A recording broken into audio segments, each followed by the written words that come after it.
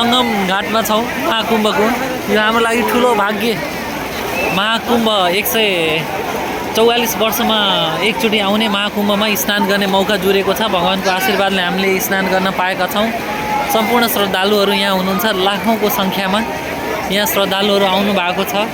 उहाँहरूले यो मौका, यो नक्षत्र, यो समय र यो काल उहाँहरूलाई राम्रो होस्, उहाँको परिवारलाई राम्रो होस्, देशलाई राम्रो होस्, समाजलाई राम्रो होस् भन्ने उद्देश्यले उहाँहरू यहाँ जुन डुब्की लाउन आउनु भएको छ, उहाँहरूको सुस्वास्थ्यको समेत मैले कामना गर्दछु र उहाँहरूलाई भगवानले नै आशीर्वाद दिनुहुन्छ। भगवानलाई आशीर्वाद दिएपछि अरू कसैको शुभकामना आशीर्वाद त चाहिँदैन भन्ने अपेक्षा हो र यहाँ देख्न सक्नुहुन्छ सम्पूर्णलाई।